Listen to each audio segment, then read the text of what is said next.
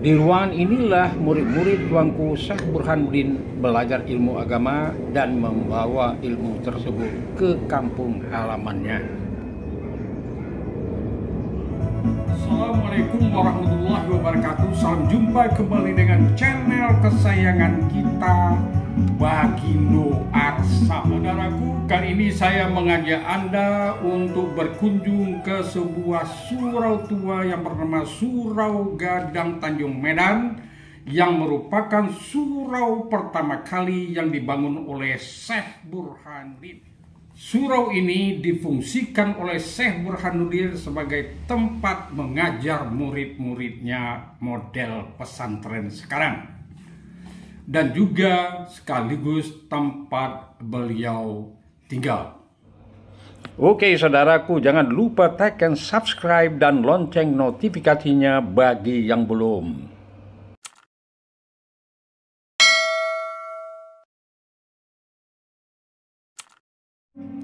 Saudaraku, ini adalah Surau Gadang Tanjung Medan Ulakan, yang merupakan surau yang didirikan pertama kali oleh Syekh Burhanuddin sekembali beliau belajar 30 tahun dari Aceh dengan gurunya Syekh Abdul Rauf. Surau ini didirikan sesuai dengan petunjuk gurunya, di mana tanah yang dia bawa dari Aceh yang berasal dari Madinah cocok dengan tanah yang di Tanjung Medan ini. Maka disinilah didirikan surau untuk mengajar Islam kepada murid-muridnya nantinya. Di sekeliling Surau Gadang ini dulunya berdiri pondok-pondok yang dihuni oleh para murid yang belajar dengan Syekh Burhanuddin. Ya dulunya itu kalau murid bapak beliau Syekh Burhanuddin ini, anak muridnya itu membuat pondok-pondok di sekeliling musala itu. Iya. Yeah. Kira lebih dari ratusan lah pondoknya itu. Cuma tempat-tempat 2 orang. Iya, iya, iya. Jadi sebelum kita mengenal pesantren model sekarang, Syekh Burhanuddin sudah memulainya ya Pak ya? Iya. Surau Gadang berbentuk persegi panjang ukuran 20 x 20 meter dengan model panggung. Bangunan terbuat dari papan dan kayu. Tonggak-tonggak kayu. Surau merupakan sumbangan dari murid dan masyarakat setempat, di mana kayu, tonggak, dan kaki-kakinya langsung dibawa sendiri oleh para penyumbang dan langsung mengerjakan dan memasangnya sendiri. Atapnya bertingkap 2 dan di puncaknya diberi gonjong 2. Surau Gadang ini memiliki 1 pintu masuk dengan 16 jendela dan tonggak 16 buah. Berdinding papan dan terdapat 1 mihrab yang menjorok keluar. Atapnya 2 tingkap dan di puncaknya terdapat gonjong 2. Syekh Burhanuddin tinggal di Surau Gadang ini, dan disinilah beliau menerima murid-muridnya untuk belajar. Untuk mengajarkan atau mengembangkan agama. Bertakdirkan disinilah tempatnya, di tempat surau kayu. Ya. Oh, jadi tempat mereka pertama kali mengajar, tempat mengajar untuk di Sukup, iya, seperti di Surau Kayu. Ya. Okay. Sampai dia wafat itu Surau Kayu. Maka wafatnya itu di Surau Kayu.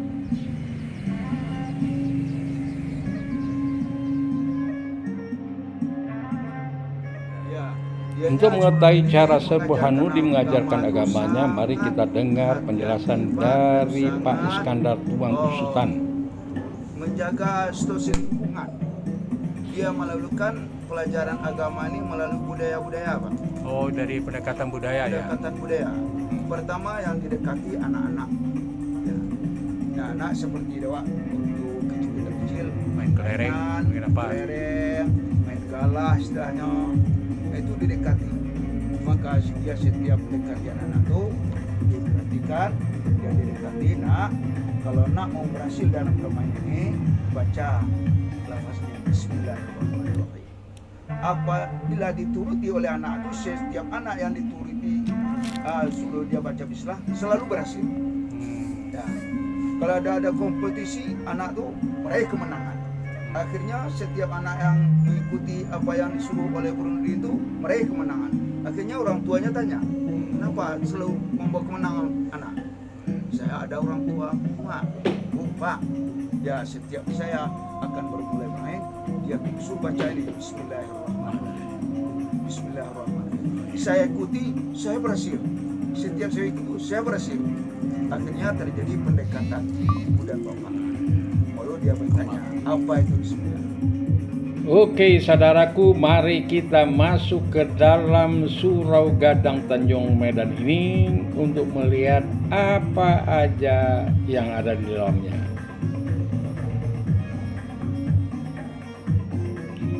Di dalam ruangan ini terdapat banyak tonggak. Tonggak inilah yang menopang berdirinya Surau Gadang ini.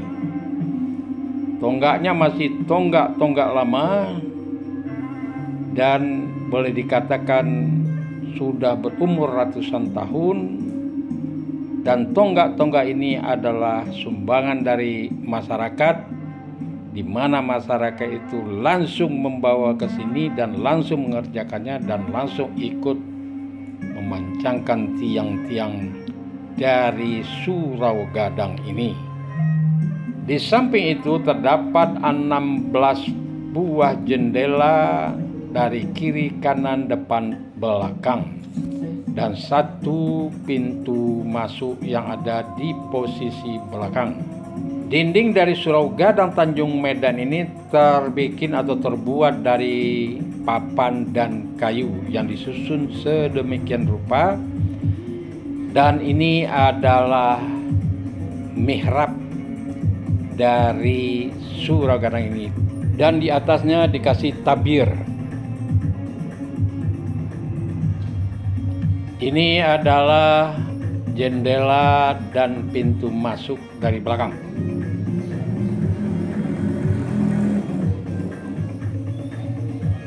Jamaah dari surau ini dibatasi antara perempuan dan laki-laki. Ini adalah batas.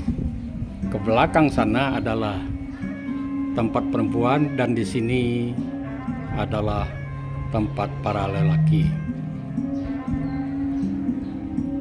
Dalam ruangan surau ini ada yang menarik perhatian kami, yaitu sebuah layangan besar yang digantung di plafon surau.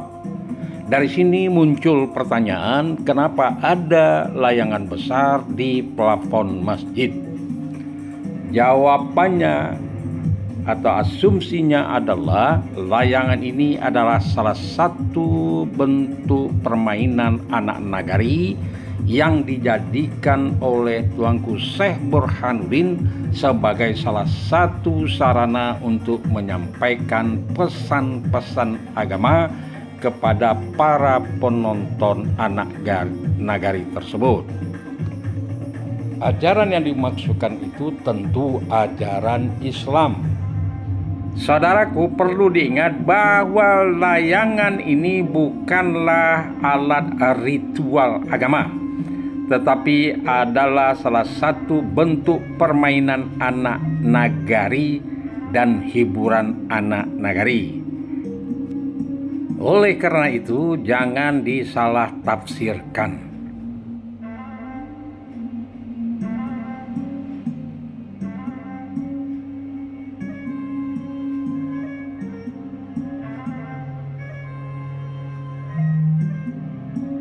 Oke saudaraku, mari kita keluar lagi. Kita akan lihat bagaimana kondisi dari bangunan Surau Gadang ini. Kita lihat dari luar.